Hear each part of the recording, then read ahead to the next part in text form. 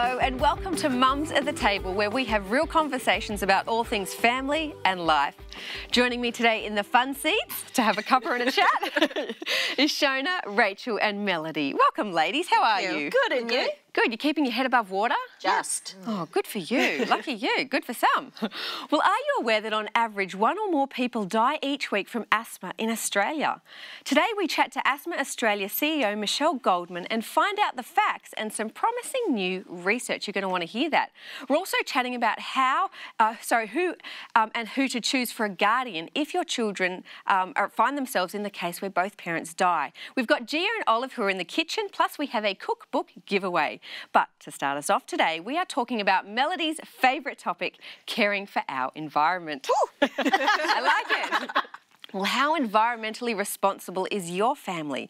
What steps are you taking to ensure that being eco-friendly and protecting our earth is as normal as brushing your teeth, cleaning your hair, combing your hair and feeding your pets? Well, our latest Mums at the Table magazine has some interesting suggestions to help set up the culture of sustainability in your home. Mel, you know I'm coming to you first because, this is a passion of yours.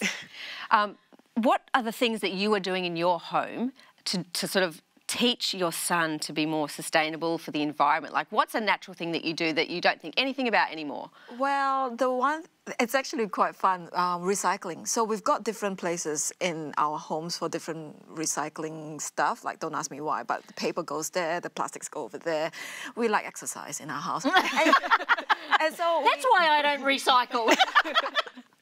No, you don't. It doesn't have to be that hard. Oh, good. We just like to make things difficult. I don't know why. But yeah, so we've taught him basically, this. When we give him something to put it in the bin, we say, put this in that bin, put this in that bin. So he knows already. Yeah. How old is he? 2. Oh, you guys are good. Okay, so if we go back to the article that was written in Mums at the Table, they've got the compost bin is something you can do with your kids. Hands up who did that with their kids? Well, interestingly enough, in my council where I live, we've now got these biodegradable plastic bags that you've got to put the food scraps in and it goes into the garden waste. Oh. Do you know how hard that was to retrain the brain? It's taken 2 weeks to sort that out. So we didn't compost with your kids when they were young? Oh, no. Got it. Compost bin. Gardening. Do you have a garden? You're sort of living in the city, Mel, right? You're the same. Yeah, we don't have a garden, but we do compost, and I do it because of you ladies. I hadn't done that before being on the show with you. Yes. I know. I feel the pressure of Mel on me each week when I'm looking in the green stuff around my house. Green-themed family days. Does anyone do anything sort of where they go to the community for community gardening or any sort of green days that their council is having? That one we haven't done, except eat your vegetables. Yeah, I was going to say, I read that article and they said eat green vegetables, and I thought, how many parents are going to do that? All of us. Recycling bins, you've already sort of mentioned that one. And arts and crafts, so using some of your leftover cardboard stuff for the kids to use around the house. That is a big one in our house. Yeah, we did that a lot too when the kids were really little. Oh, I can barely empty the eggs into the fridge before my eldest daughter, Scout, rips it out of my hands and takes it to her arts and craft box. Yeah. But I think gardening, I'm just going to go back to the gardening thing. Yeah, I live in an apartment, but we're lucky because out the front of our apartment, there's a little patch area that my husband really keen gardener, so he does do the gardening. But the good thing is, because Elliot gets involved as well, we've got a little pumpkin patch. He actually likes eating pumpkins because, he knows where it comes from. Yeah, and it actually really, really helps. It's really amazing. I've spoken to teachers who have students that don't necessarily know where the food comes from because when they go to the shops, they're just buying it in cans or come out of a plastic bag, don't they? I know. It's a bit of a worry, but it's good to see the gardening happening, even in the city where I would have assumed it would have been a bit of a challenge. Where there's a will, there's a way. Yeah, see, maybe my will is lacking because I've got a good backyard when I go. There's always pots of herbs and things like that you can grow and show the kids how that works. So what do you think of the mindset that we have for our kids versus what we had growing up? Because to me, this is a big shift. I think that growing up, we had this idea of reuse and recycle, but I think that it's more pervasive, especially here in Australia, than it was in the States. Yeah. And I think it helps you to think that you could have an impact, because I know as an adult, it feels like too big of a problem that we can actually solve. Yeah, and we need to be having an impact on our environment in a good way. So tell us your ideas. Jump onto Facebook. We would love to hear your ideas. Share it with our community and tell us what you do to make it easy for your kids to be environmentally friendly. Well, we're going to take you to another segment now with Gia and Trish. They're going to tell us a little bit about cooking oil. Welcome, and we are here with Trish. Hi, Trish. Hi, Gia. Great to be here. Nice to see you again. We are here to talk about cooking with oils. I know there's a lot of confusion out there. I get confused, I know that much. But I just wanted to ask, what is the best oil to cook with? Well, there's been some new Australian research come out, and they put different oils to the test in cooking, particularly around frying. And despite what we probably thought before, extra virgin olive oil came out on top. Wow. For health. Yes to the Greeks. Yes. Okay, it's not just Greek, but anyway, yes. And that's because the extra virgin olive oil is really high in antioxidants, so it helped keep the oil stable as it was heated. So less products were formed during the heating process, purely because the antioxidants that the olive oil is so rich in protected the oil during the cooking. Wow, Yes, okay. yeah. So what about, because all the rave is coconut oil, so what about coconut oil? Sadly, coconut oil didn't come out on top, Okay. and that's because it's actually devoid of these beneficial antioxidants. But we also know that coconut oil is rich in saturated fat, and you can see there that because it's solid at room temperature, that means it's rich in saturated fat as a plant oil. So unfortunately, coconut oil, or fortunately, you can save your money because it is quite expensive. It is so expensive, yeah, and choose something like an extra virgin coconut oil, olive oil, particularly when you're cooking. Okay, because being Greek, we actually use a lot of oil in our cooking, so you've got to try to put a limit to it. So what's the best way to cook with it? Is it better to just go by spoons, or I see you've got something here? Well, certainly for most people, you know, we don't have to be so cautious about really strictly limiting how much oil we're having, particularly if it is the extra virgin olive oil. But, you know, sometimes we might want to cut back if we're wanting to cut back, say, the calories in our diet. And a really neat way is this little gadget that I was given as a gift, and basically it's just something you can use to fill up with your own olive oil that you have in your cupboard, and give it a little pump, and you can then spray your pan. It's like a spray. Yeah, so it stops you can your food get one of sticking. these. Yeah. Oh, look at that! You can get one of these at any good store, kitchen store. Good kitchen stores will have them, and it's just a great way to use healthy extra virgin olive oil, but not use too much. Well, that's really interesting to know now that we know what oil to use and what's safer and what the statistics say. Thank you for joining us. Thank you, Trish, for coming. Gia. I really appreciate you taking your time to come here and be with us. And we'll see you guys next time. Well, being a parent can bring some very loving, caring, joyous, comical moments, but it can also force us to have some really tough conversations. And one of those is doing a legal will and who is legally going to care for your children in the case of both parents dying. Well, Essential Kids have come up with some suggestions to make the process more manageable. Rach, have you even done a will or, you know, any sort of legal paperwork to say where your son would go? Surprisingly, we have. Yep. Yeah, I know everybody. Why are you guys so surprised?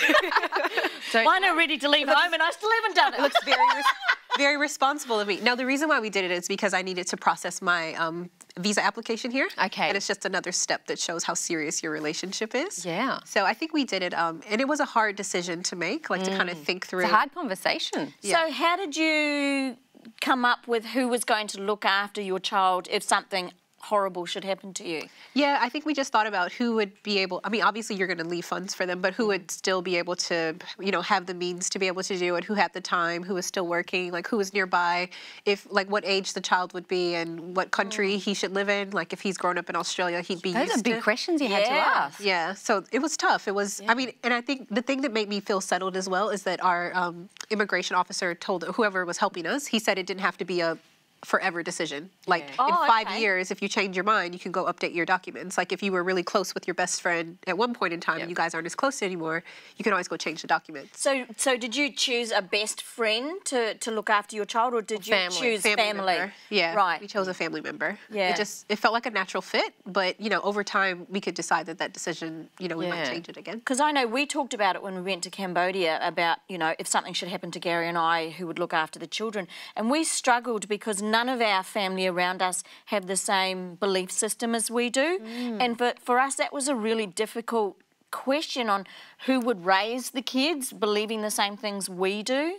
Yeah, so that's why I asked, did you choose family or friends? Yeah, I mean, I think it's a big decision to put on a friend, you know, like to ask a friend to be the guardian of your child, especially when they already have kids. But if you don't have family around, you're going to have to look somewhere. Yeah, it's true. So Mel, what have you guys done? Well, we actually, when we got married, we actually got a will done. And then we were told to think about, oh, if we have kids, who is going to be your guardian? And this was when we got married. We had no plans of having children at all. So we were made to think about children and who their guardian was even before we... Wow. So it was an interesting process.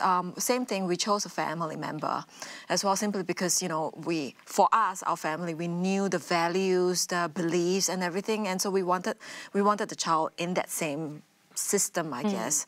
And we stayed away from one of my husband's siblings, not because they were bad or anything like that. In fact, they would have been ideal, but they already have 5 kids of their own. Wow. That's a great thing to think about, though, because we asked a family member, but they've sort of gone on to have a lot more kids now. Not a lot more kids, a few more kids. And I always think to myself, is my 3 kids in that situation going to just tip them over the edge? Yeah. So have you done something? Legally, no. I am in that percentage of people who has legally not written it up, but I have written to my family member and spoken to them, and we've sat down and we've had a chat and we've listed out stuff in an email. I don't know how that's going to hold up in court, because probably not. Because if you haven't nominated someone legally, anyone with vested interest can come along and apply for it, which is a little bit frightening. And you'd want your kids to stay together, ideally, you know, if you have multiple children. Absolutely. Yeah. I know that this might be totally unrelated, not totally unrelated, but I remember seeing 2 twins, and each twin thought that they were going to nominate each other to watch the children if something happened, but one twin chose the parent, and I think the twin felt so devastated. So have you all been nominated by anybody to be the guardian of their children? Yeah. So I have been by a family member. I mean, it's such an awkward conversation, and I think that's probably why I've not done anything legally, but I have been nominated, and I would be comfortable if they change their mind over time. Like, you want the parent to be happy. You want them to be so happy for their kids and to feel like they're putting them in the best possible care. Because obviously there's no one as good as yourself. Do you know what I mean? Like, well, I'm not so sure about that. Maybe. But thinking of the next possible person that's similar to your parenting. Yes, close by. But it's also your belief systems, it's your moral values, it's where you want your kids educated. It's a lot more than just in the house. I mean, it's all those other things that you have to think about as well. There's what you want, and then there's also legal requirements as well. So did you guys do these yourselves, or did you have them done legally drawn up? Oh, I haven't done anything. Not you, not this one. We had them legally. Yeah. Okay, because I have been told that if you don't do it properly through a legal system, if something falls down in the do-it-yourself kit, then it goes through the court. That's so right. It's something you're going to have to do your own research about, but definitely a conversation that has to be had. We're taking you into the kitchen now with Gia and Olive. Have a look. Howdy! So we're going to make some Italian homemade pasta sauce. If you're Italian and you're watching this, forgive me, because it's not like a traditional Italian recipe, but I'm just out there to help all the busy mums and people with lots of kids or no kids at all that just want some easy recipes that they can have in the freezer, bulk recipes, but healthy recipes. So this is a pasta sauce you can make, and it's an easy recipe, and you can put it in the freezer or you can use it on the spot. So let's start. Want to start? Okay, so for this recipe, you're going to need 4 cans. I use organic tomatoes, just 4 cans of crushed. Yep, you can put it in, just try to aim for in here, okay? Yep. Way to go. Good work. Yay. So this will make quite a few, actually, okay? So we've got 4 cans, and if you've got a smaller blender, just put 2 cans, half the recipe. These onions, you can saute them, or you could just put them in at the end. I'm going to leave them because I'm not going to blend them. I like to have a little bit of onions through there. So I've got cloves of garlic, lots of cloves of garlic. So 5 cloves of garlic, okay? Can you put that in? Oh, that one might just burn your mouth when you put your fingers in your mouth later, so I won't give you that one. And we've got 2 tablespoons of olive oil and 1 tablespoon of any balsamic vinegar. Balsamic's probably the best vinegar. It'll give it a nice taste. Here, do you want to pour that in for me? Will not, okay. So balsamic vinegar, we've got, instead of sweetener, just to give the tomatoes some sweetness, I use the date puree that I make. And if you go to our website, you actually find the recipe. It's just dates and hot water, and it's just been put through the blender. That's all it is, just dates. So it's pure dates, 3 tablespoons of date puree. If you don't have date puree, just use some honey or some sweetener of choice. I just don't like using refined sugar. This is still sugar, yes it is, but I'd prefer the whole food if I can. Oh yeah! Okay, and 1 tablespoon of Italian herbs. If you've got oregano at home or thyme, just throw that stuff in it. 1 teaspoon of salt. Teaspoon of salt, and I'm going to leave the onions out. I'm going to blend this until it's blended through. Yes.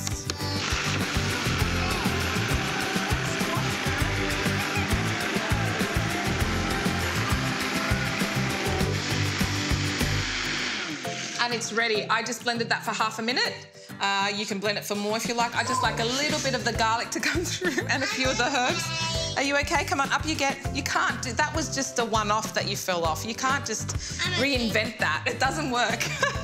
Okay, so now what I do, I'm just going to show you 2 ways you can store this. I like to use any muffin tin because I freeze it. I put the muffin tin, I pour the ingredients in here, I pour the sauce and I put it in the freezer.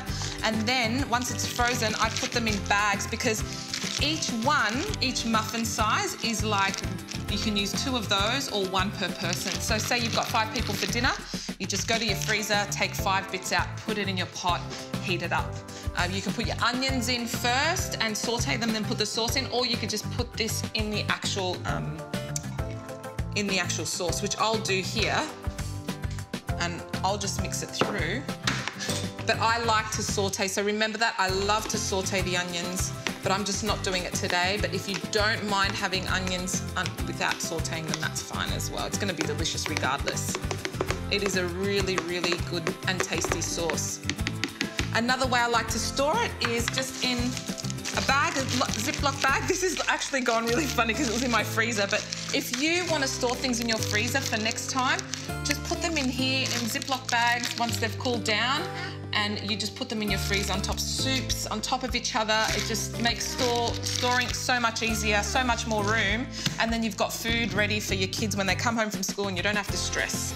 So I'm just going to pour some of this in these muffin containers and put them in the freezer. And I'm going to keep some sauce to put on the pot straight away for us to have some lunch. Please follow us on Facebook on The Table TV Show, or please go to our website, thetabletv.com, and go see the date puree on there. They've got so many recipes, easy recipes for you and your family. They're healthy, delicious and nutritious. Yes? Mm-hmm. Yes. Yes.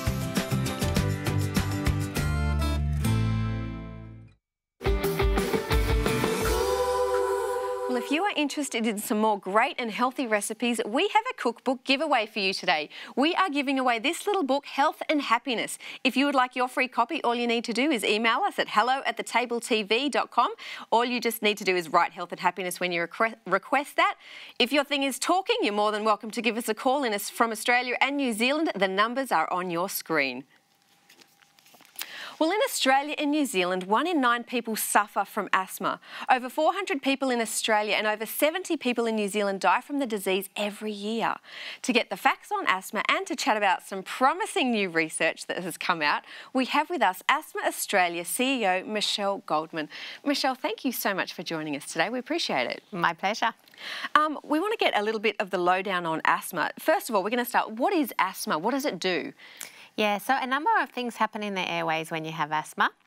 The muscles around the airways constrict, making the airway passages more narrow. Mucus is produced, clogging up the airways. And those kind of things, and inflammation in the airways make the airway passages even more narrow. So it's very difficult for air to pass through, and consequently you struggle to breathe. So what are the things that trigger it, and can that be controlled? There are hundreds of different things that can trigger asthma. Oh, right. So the one thing about asthma is it's a very individual disease.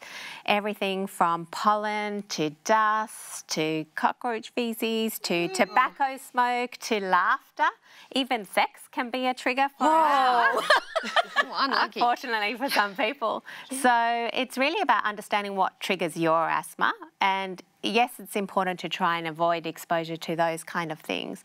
But more importantly is to be on the right medication so that even when you do come into contact with a trigger, hopefully you don't have symptoms. So how do you know if your child has asthma? It's a very good question. So there's a number of different symptoms. Most people know that if you're breathless or wheezy, it could be asthma. But what's less well known is that it could be a persistent cough, and often flus and viruses are a very common trigger for asthma. So we have a lot of mums calling us and saying, you know, had this persistent cough for a number of weeks now. It just doesn't seem to go away. Well, you should talk to your doctor and ask, could it be asthma?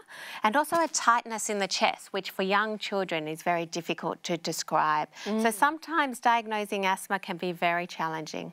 It's very interesting because my son, he's 2 now, but in the last few years, like whenever he's fallen sick and stuff like that, he's been put on the nebulizer. The doctor says that he's got bronchiolitis. They refuse to call it asthma and say that he doesn't have asthma. So does he or does he not? Yeah. It's an excellent question and one that's asked by many other mums like yourself. Doctors are reluctant to diagnose asthma before 5 because there's something called childhood wheeze. Whether it's asthma or not is less relevant because the symptoms are the same and the treatment is the same. So what's important is that you can recognise when he is getting wheezy and when he does need the nebulizer or other types of treatment. Some children will grow out of that childhood wheeze after the age of 5, and so then they haven't been labelled as having asthma. But his father has asthma as well, so am I saying genetics, that's it, he's definitely... Genetics definitely play a part in it. So if you've got one parent with asthma, you've got a 25% chance of getting asthma, and if you've got 2 parents, then that goes up to 50%. So it's partly genetic and partly environmental. Because Australia seems to be like the country where we have the most asthmatics. So it can be environmental as well. It's not just your genetics. Yeah, absolutely. So you can be genetically predisposed to having asthma, but it's coming into contact with things in the environment that actually turn on that switch when you have your first symptoms or a flare-up that requires you to visit the hospital, unfortunately. That would be Australia for Rachel. Yeah. Personally, I've developed asthma since moving to Australia, and so that was quite shocking for me. I remember going for a run and feeling like, who's the old man who's running next to me? And it was me. So I didn't realize that you could develop it so late in life. Yeah. Another common misconception that asthma is a childhood disease. You can develop asthma at any age. My mother-in-law developed it in her 60s. Wow. Does that make it environmental if that's the case, though, when you develop it later in life? It could be. You know, your body's changing, you're going through all different things. It could be related to hormones. The one thing about asthma is whilst it's really common, we still don't really understand what causes it and we don't have a cure. It is a complex, individual, mysterious disease. Is it more common in one gender than the other?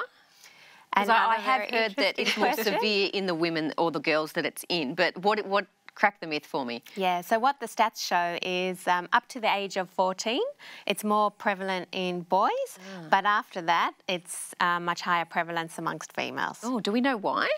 We don't know why. Yeah, the jury's still... The body's a fascinating thing. Do you see that the body kind of heals itself maybe at that 14 mark, or are girls developing it more after 14, or boys kind of their symptoms? So certainly boys going through adolescence and their lungs growing larger and stronger and having greater capacity could be one explanation for why they tend to have less asthma after the age of 14, or less likely to develop it after 14. More research is needed. Yep. I was saying earlier that there's, you know, over 400 Australians that die from this each year. Could they, I'm trying to think of how to word this, is there a reason for this? Are they taking it, are they being complacent? Like, why are we seeing this? Yes, sadly 400 Australians are still dying each year, and that should not be the case. Although there's still a lot that we have to learn about asthma, we have some great treatments available. We've got some of the best guidelines in the world. No one should be dying from asthma in Australia. So it is often people with milder asthma that don't really take it seriously. They might have a few symptoms, sort of dismiss it, I should be okay. An asthma attack can come on really quickly and require you to be hospitalised. And as we always say, you can live without food for weeks, water for days, but air for only minutes. So it's really important, if you do have symptoms, don't dismiss them, take them seriously, take your medication, your reliever medication, and if that doesn't help, So what is the new research telling us? Like, is there something out there to give people hope? Yeah. There's always some exciting research that's been undertaken. Just recently, we had some exciting outcomes from research done by the Hunter Medical Research Institute amongst pregnant women. So the best chance of eradicating asthma is preventing it from happening in the first place. And this provided optimal treatment to a group of pregnant women, monitored their breathing while pregnant, and what it found was that it reduced the risk of their children developing asthma by half. Wow. So does that mean those kids never get it, or they may get it later in life? Or? They could possibly get it later in life, but certainly there were two arms to this research, and the arm that had optimal treatment during pregnancy, only around a quarter of the children developed asthma, versus the other arm, who still had normal treatment, where half the children were developing asthma. Oh, wow. So what's the next phase? Like, can you start doing this treatment with more people on a wider basis? So the next phase is a larger research study with more women. It involves a piece of equipment that needs to be made available to general practices, but it's really exciting, promising research, because if we can prevent people from developing asthma in the first place, we can certainly start to tackle the disease in serious ways. Yeah, so talk to me about an asthma action plan, because I know you guys have them, I know you suggest them, but what is that? So an asthma action plan is a written set of instructions that you'll develop together with your GP, and it's basically so you can recognise when your asthma is getting worse and what steps you should take. And people who have a written asthma action plan definitely have better asthma health outcomes. So we would encourage everyone to get one. So do most schools understand asthma and how to treat it? Because, you know, we have sports days and swimming carnivals and all these things, and small children who can't necessarily express they're in trouble. Absolutely. So every school should, and I think do, require every child with asthma to have an asthma action plan. So the staff in that school can recognise when Johnny's asthma is getting worse and know what steps they need to take for Johnny to ensure that they provide fast relief. First aid equipment is really important. Asthma Australia provides first aid training to many staff in schools around Australia. It's critical. If someone's struggling to breathe, you need to respond quickly. So we want to ensure as many staff know what to do in an asthma emergency. Is there any apps out there that people can tap into to use it all to sort of make the process easier? Yeah, great question. Asthma Australia has a number of apps. You can go to our website, asthmaaustralia.org.au. We have apps that allow you to monitor your symptoms. We've got a first aid app, so in the moment when, you know, your mind goes blank and you don't know what to do, we've got an app that can help talk you through it. That sounds really good. Like, there are lots of steps out there that people can sort of take to make it more manageable. So, look, thank you, Michelle. Thank you so much for joining us, sharing that information. We really appreciate it. Thanks for having me. Ladies, always a pleasure to have you here. Don't forget, if you've seen anything on our show today that you want to see more of, or any other segments, jump onto our Facebook page. You can have a look there. Otherwise, we will see you next week. Have a good one. Bye for now.